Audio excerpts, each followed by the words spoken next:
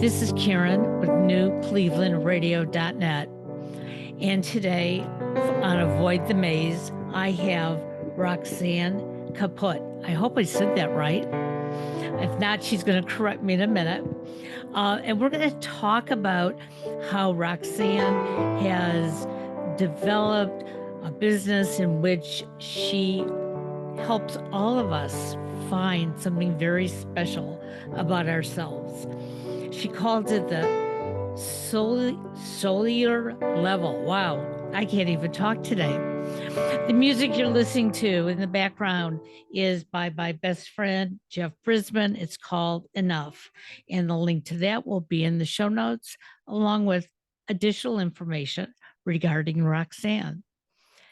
So, Roxanne from Toronto, Canada.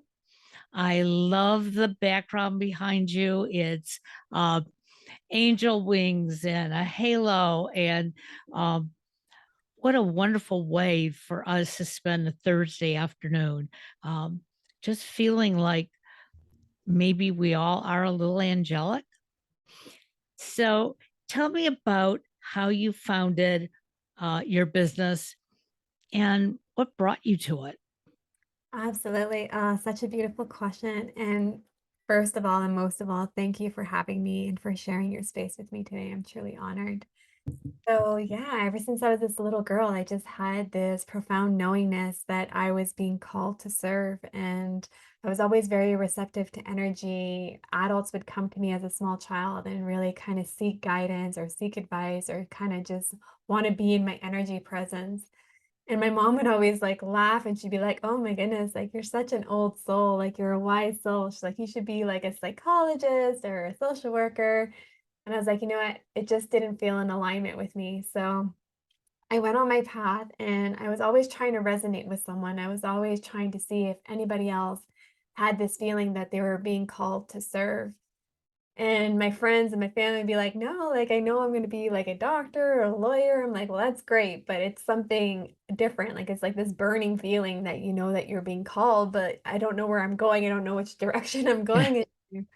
So I kinda, pushed that to the side and pushed it down a little bit and just was going through life, and I experienced so many incredible trials and tribulations throughout my life. And it wasn't until my first near-death experience and in my career that I was always serving. I was always advising patients. I worked at a cancer center for over 13 years, end of life palliative care, not just in adults and pediatric populations. So it was a very humbling experience and a very honoring experience to be able to witness and to be able to be there in that aspect of their journey. And then even in my other positions, I was always advising others, and I was always kind of being that pivotal moment or that beacon or that guide. But it never dawned on me that those were my gifts or my abilities. I just thought that everybody did this. Everybody helped everyone. You don't know what you don't know. Like, we don't feel and we don't know what other people's gifts and abilities are. And I just remember after my first near-death experience, it was like this aha moment, like, are you truly in alignment? Are you doing what you feel called to do?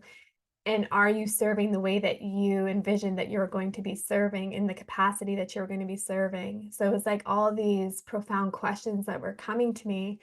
And then it kind of, really allowed me to embark and navigate through my own soul and self-mastery journey. So tell us a little bit about what got you to this near death experience, because um, most of us don't really go through that um, and live to tell about it. Um, so, what led up to that point? Yeah, absolutely. So my life really consisted of very unhealthy cycles of unhealthy relationships. I didn't see my worth. I didn't see my value. I had a lot of issues in the way that men, divine masculine would love me, which that to me was acceptance. So I was always seeking acceptance with the wrong people. Because I'm an empath, I put myself in very vulnerable situations with people that were a little bit more powerful in trying to take my energy and to take that light away from me. but I didn't understand that that was the cycle, but it was like I was dating the same person over and over again with a different name and a different face. And then I was married and I had 3 beautiful children, and it was a very unhealthy marriage.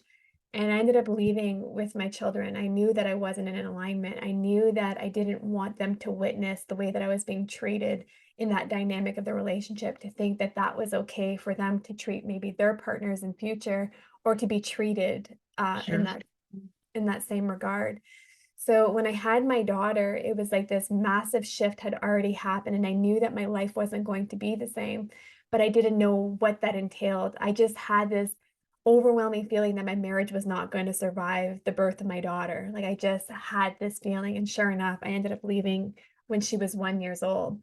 So I already intuitively knew, but I just didn't trust that. I just kind of pushed it to the wayside and didn't think very much of it.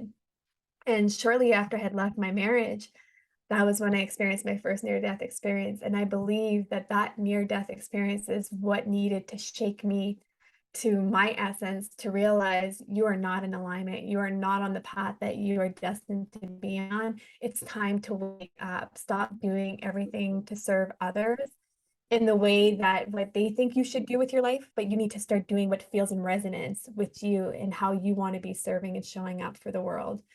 So I knew at that moment when I was pushed off the cliff, when we drove off the cliff, that I needed there was a reason for that, and I didn't ever question why me. I was like, "Thank you. Thank you for waking me up in that sense." And I mean, not in the moment, I was a little bit in shock, but after, I was like, I know I needed that. I mean, it was a little grandiose, mind you, but I know that I needed that in order to kind of start asking those deeper questions, because when your life flashes before your eyes and all you see is your children, and you know that you didn't live the life that you truly wanted to live, there's a huge shift that happens within our paradigm of our being. You know, it's interesting because many of us who are podcasting, coaching, um, doing work that helps heal us by being available to others. Um, we've all had those pivotal moments of some kind. And some of us really remember them clearly. Others of us, we struggle to figure out how did this happen? I know it happened. I remember all that unhappiness. I just don't remember that paradigm shift, but I'm so glad I took it. Um, and yet, as women, uh, we are often told by so many people, just keep following the same path. Everything will get better if, you know, if you just do what you have to do. But as I'm listening to you, doing what you had to do meant I have to get out of these bad habits. And that's what they really were. They were habits. Um, so as you look back on them, do you remember a time at all while you were going through this, um, the same guy, different face, different name? Did it ever hit you and say, "Why am I doing this?" You know what? I think that this is so great to what you said, and I want to rewind it a little bit back even more, because what you're saying about how some of us have like a natural progression throughout our soul and self mastery journey. But I know that I needed kind of this grandiose act for myself. And I know that for others, they need that because we have a stubbornness, and I allow my ego and the loyalty to what I do. And like, I don't want to shift. And I know that I'm very hard headed in that sense. And I was very in my masculine energy. So it needed something to really shake my system. So that I do know, and not everything, not every awakening is some grandiose thing. We can have small awakenings throughout our journey, and we can have big awakenings throughout our journey without anything catastrophic kind of happening. But what I believe in is like the way that we carry ourselves, the way that we have our triggers and activations. Before we do this work, we don't understand why we're in this cyclical pattern. We don't understand that we are reacting out of trauma. We don't understand that we are reacting out of childhood wounds, conditioning, conformity, programming. We are just going with what we know because we don't know any different. And as children, we are not taught. We are not taught how to heal ourselves. We are not taught how to be in touch with ourselves in our intuitiveness and in our knowingness. We are taught to be like everyone else and to Right. feel what everybody else is feeling.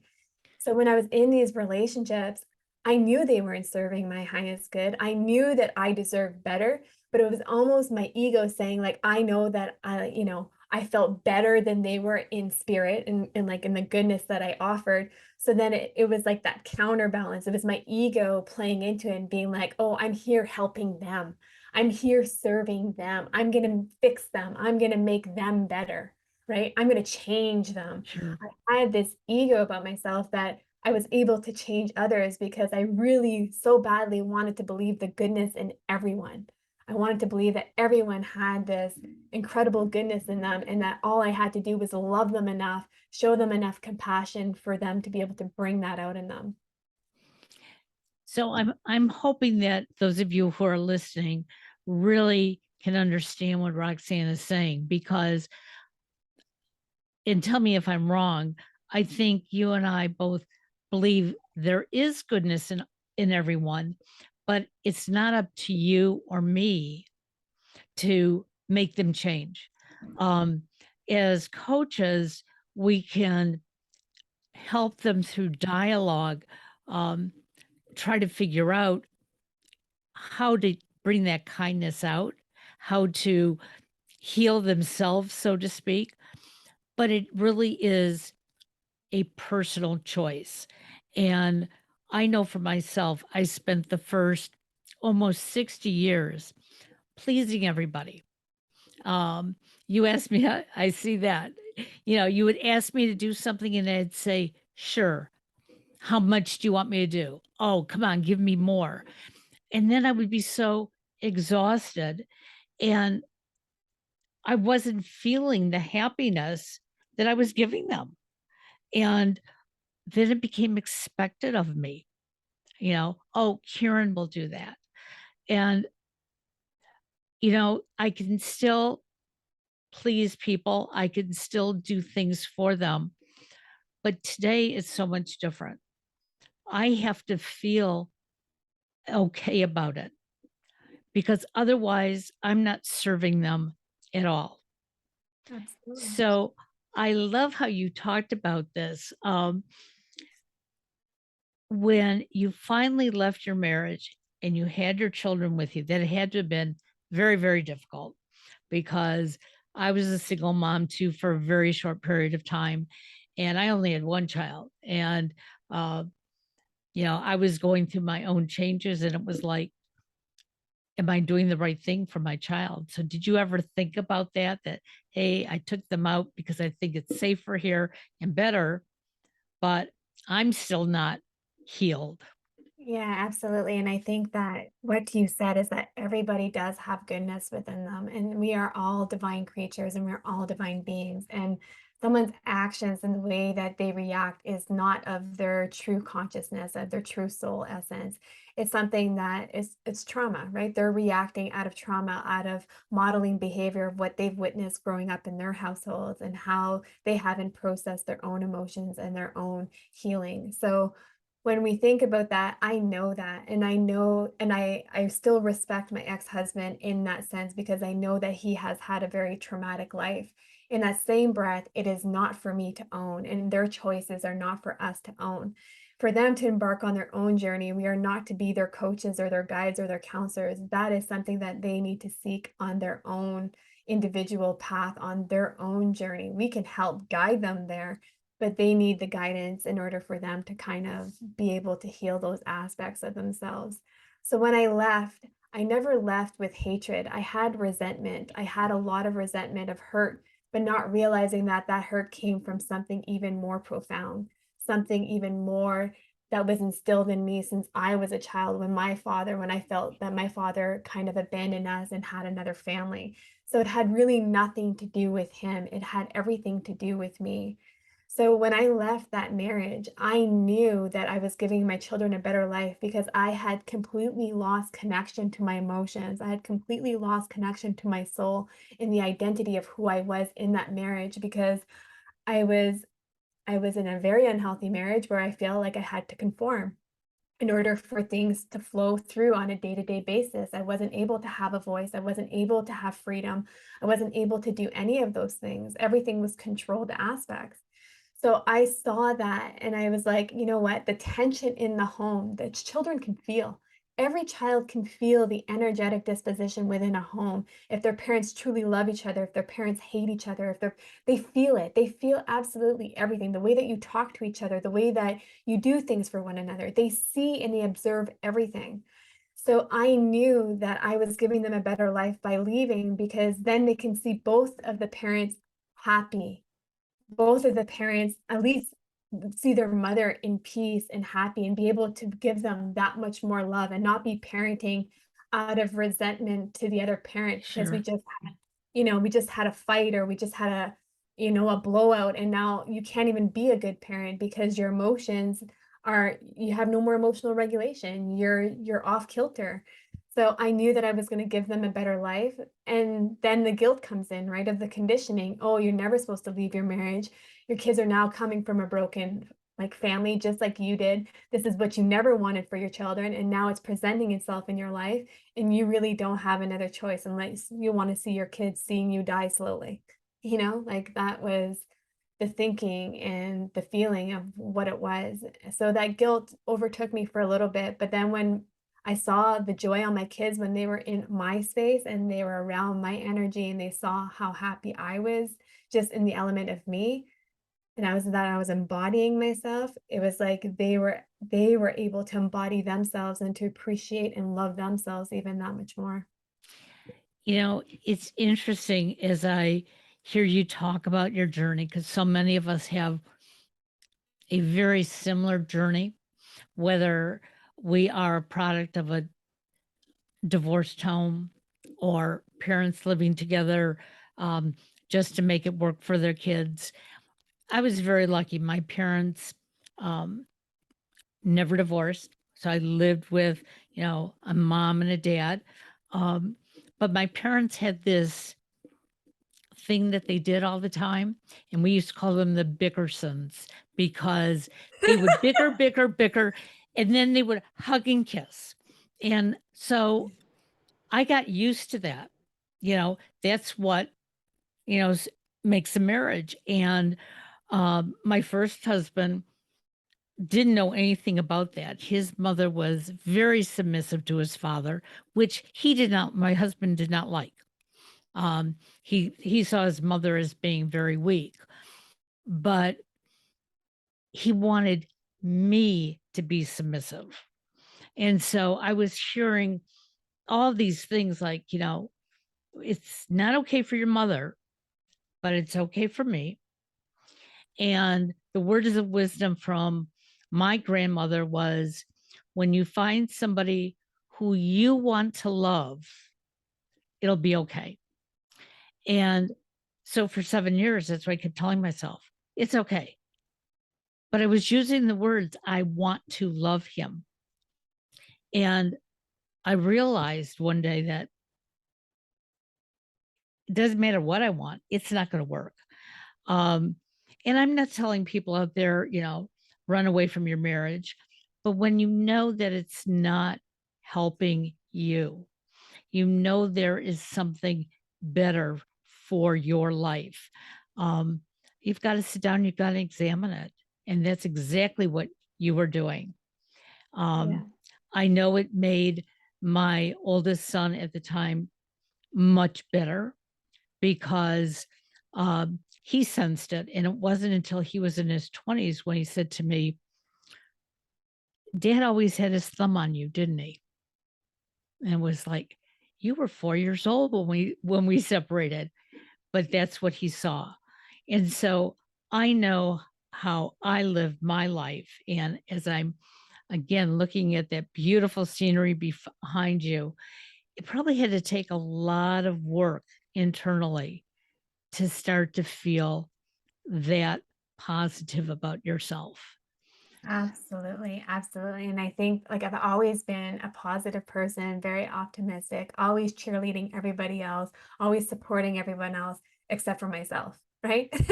And showing that love to myself and showing that support to myself. And when the first near-death experience happened, because I had 3 shortly after that, it was like, do I really love myself? I say that I love myself, but I only love myself when I feel a certain way about myself, but that's not unconditional love. And that journey to loving myself, I have to say, is one of the most beautiful love stories of all time, is when you fall in love with your soul.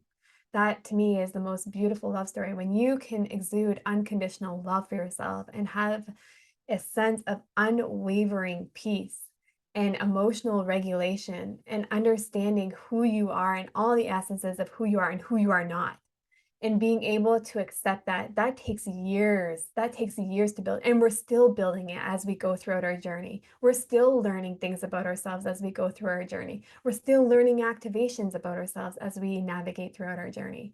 So I'm always finding even that much, little increments of love for me, even that much more as we go throughout this journey. I'm like, you know what, I just love myself. Like, I love who I am. I love what I'm doing for my family. I love the entity of who I am in all aspects of who I am, even if I'm having, an off kilter emotional day, because we are human beings. We're going to have a lot of emotions, but it's about trapping and about catching that negative self talk, and to realize and to turn that into positive talking to ourselves. How would I speak to my children?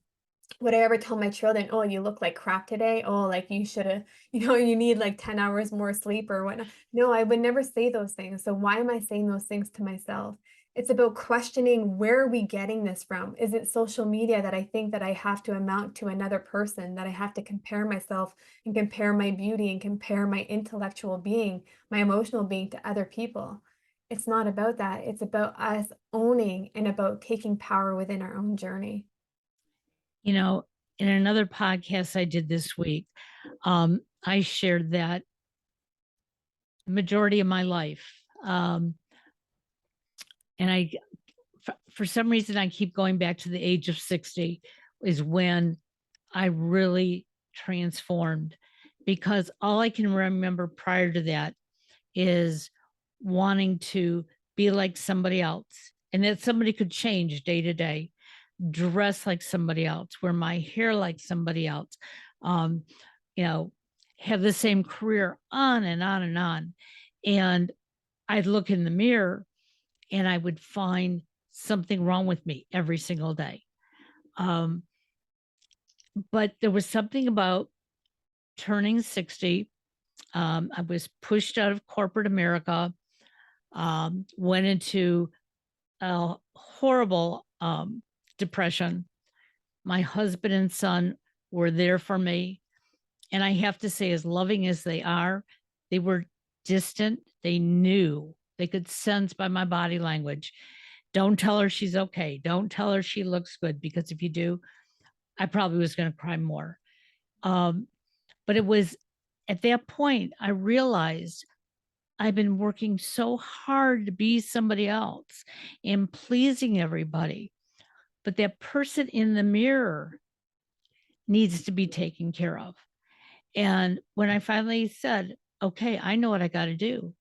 Um, and my husband looked at me and said, okay, so what are you going to do? And I said, I'm going to start writing.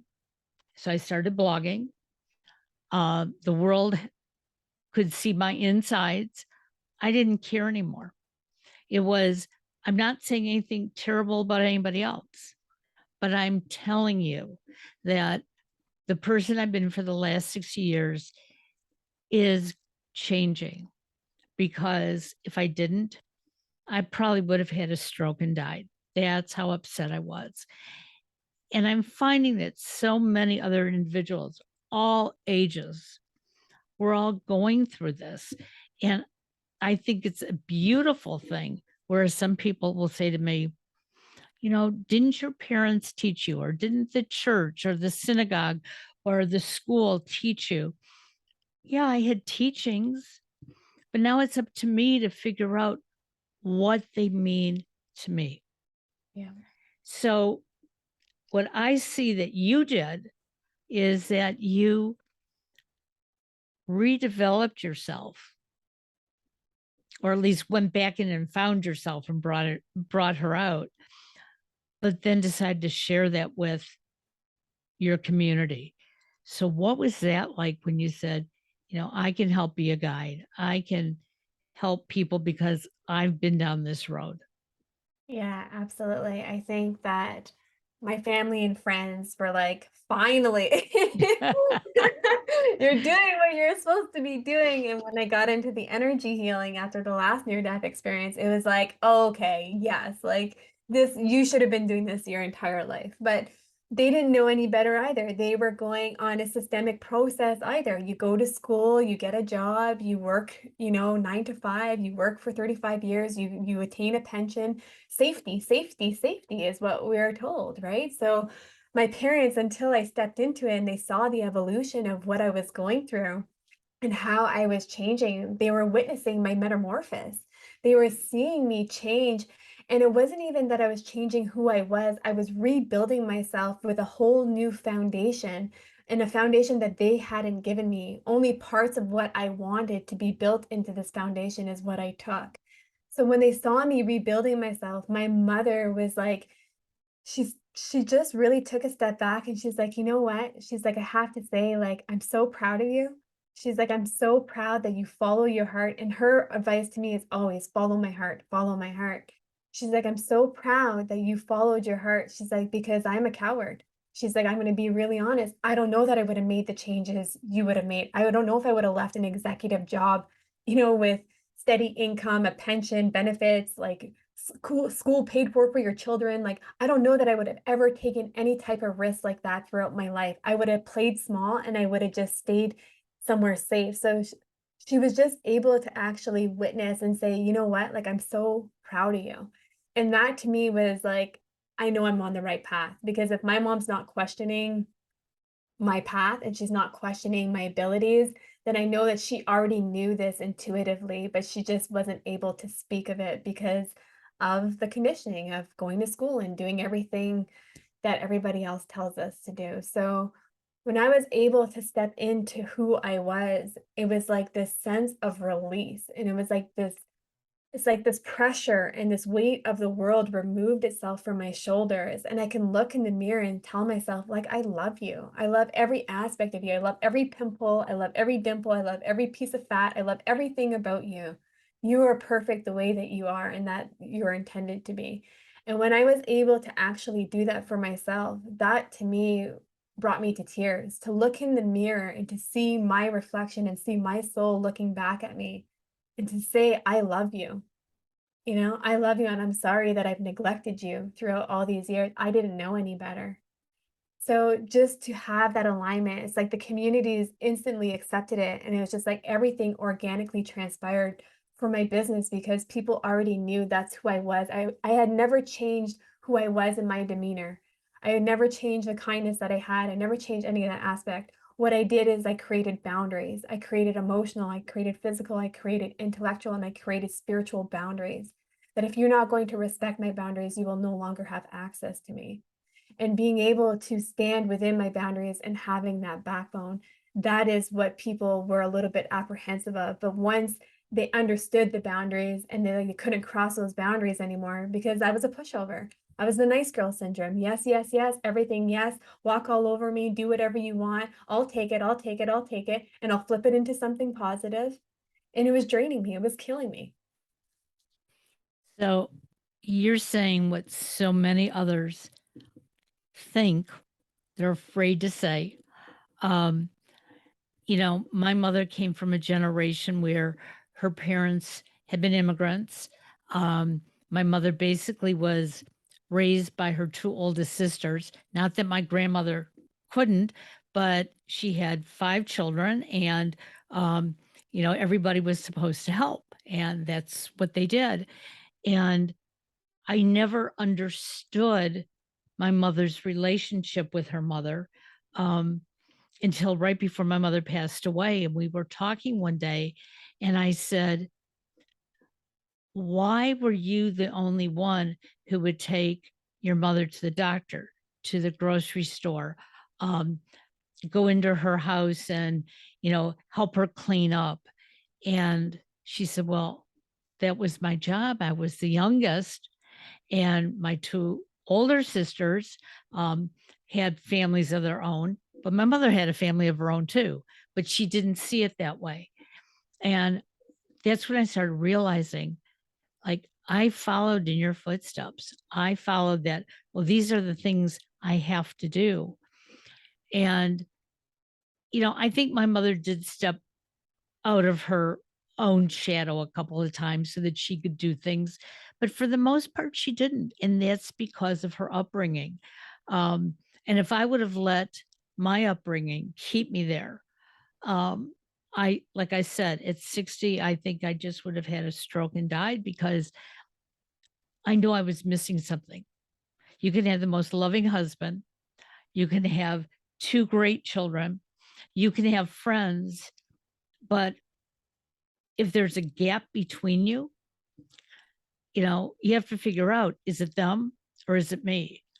And when I figured out it was me, because my expectations became too much. When I let those expectations fly away, it's like, okay, so you don't have to make me happy this moment. I'll find something else. And it's it's such a relief to know that I'm not waiting for somebody else to do it for me. And I see it all over your face right now that that's exactly what it meant for you too. Absolutely. And I think that our dependency of happiness doesn't belong on anyone else. That is not their burden to carry. That is our burden to carry. That is for us to do that inner work. Why am I not happy? When we are activated or when we feel disconnected from someone, it has nothing to do with that person. It has to do with traumas. It has to do with conditionings, anything in the imprintation of our energy that is allowing us to feel that way. When we have true fulfillment, we are not looking for others to supplement our lives. We're looking for them to complement our lives. We're looking for them to add value to our lives, but not to be a codependent relationship or a codependent, entity of needing that person in order for you to feel fulfilled as a human being. We all came into this planetary system as individuals, and we are all more likely going to leave this planetary system as individuals. It's about having that soul resonance. It's about having that heart coherence with our soul, with our body, and with our emotional intelligence, and feeling into that and being acceptant of that. And when you talk about emotional intelligence, um, there are so many ways that we can identify it.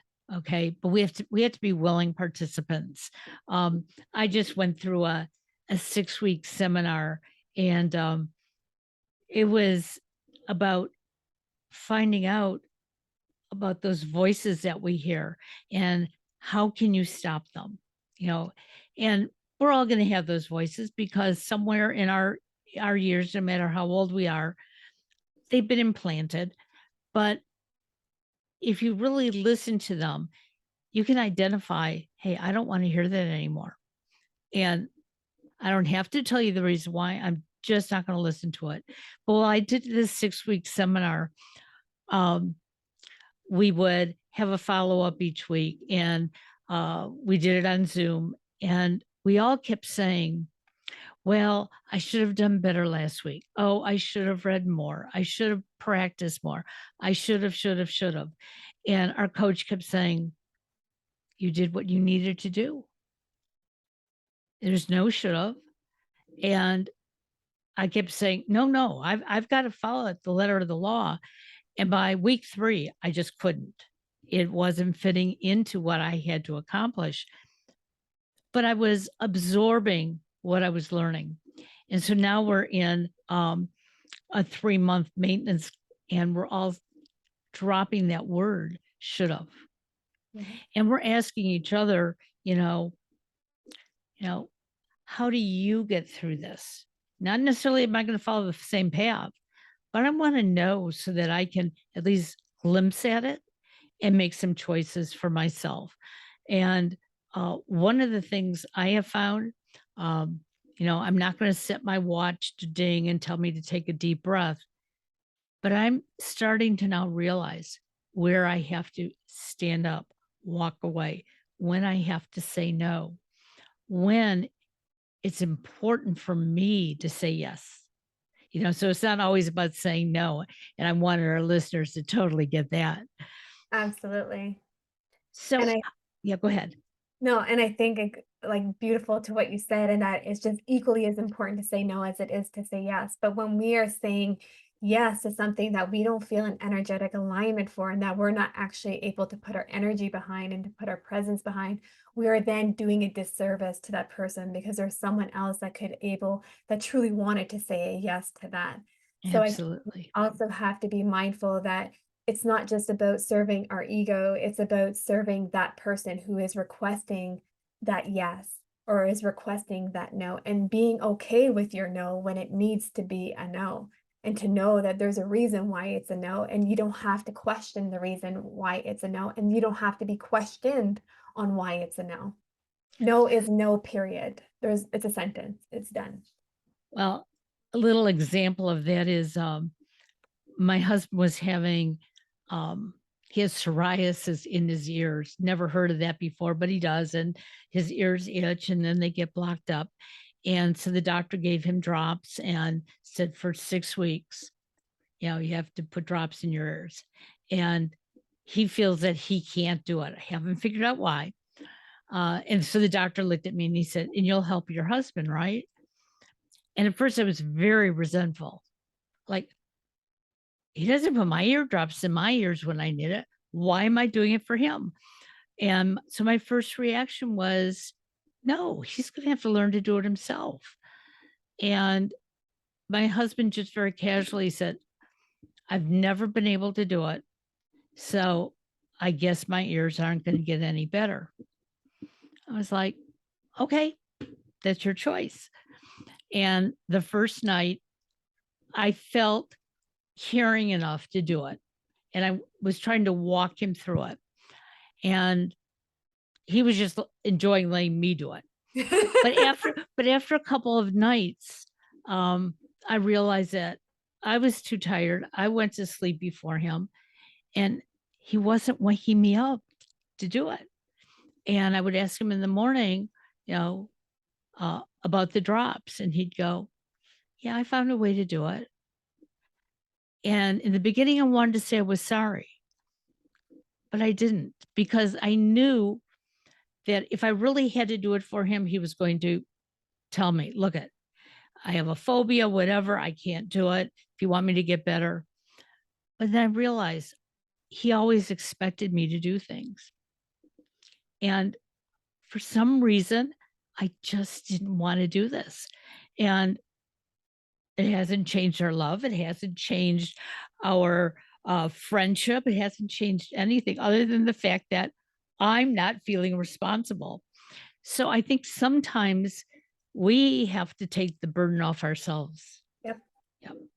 Yeah, and I love what you said, and it's true. It's like it's that guilt, right? It's that resonance. Like you think that they're going to remove their love from you if you say no, and that's not the truth. Like it's not like they're dying and you're saying no to showing up to their deathbed. You're allowed to say no, just like as they're allowed to say no, and it's not something that has to be crucified. It is not something that has to be a point of contention, that we could still love each other through it, because if you weren't there, if you were gone for a week, he would have had to have managed on his own. Exactly. And jokingly, that's what I said in the doctor's office. I said, well, what if I went away for a couple of days? And he said, where would you go? And I thought, he's right. I'm not going anywhere. But I wanted that out there. And I think that's what happened when he realized, I was falling asleep and hey, those drops have to get in. I'm going to have to find a way. Um, and I guess that was my going away for a couple of days. So I encourage everyone to, find your voice. And when you find your voice, you don't have to find it in anger. Um, we have to be honest with ourselves and with the people that we're around. So, how can our listeners find you, Roxanne? Because you have so much more to offer, and I know people are going to be interested. Thank you so much, Karen. It's been such an honor. Anyone can find me on my website at www.roxannechaput.com. And all of my social media handles are under that name as well. And that will all be in the show notes. So those of you who said, "Hey, I didn't get it. Would you repeat it?" No, we're not going to repeat it because it's in the show notes, along with some bio information on Roxanne. And I encourage you to go out to her website. And the beauty of technology and what the pandemic has provided us is the ability to connect with each other and to get out on Zoom or any one of the platforms. So if Roxanne is the right person for you, um, don't worry if you don't live in Canada because she's still available. And if you forgot all this information again, our email will be in the show notes. All you have to do is email me at newclevelandradio@gmail.com, and I will give you all the information that you need. Thank you again, Roxanne. You are such a delight. Thank you, Karen. It's been an honor. Thank you. Thank you. Have a good day. Too.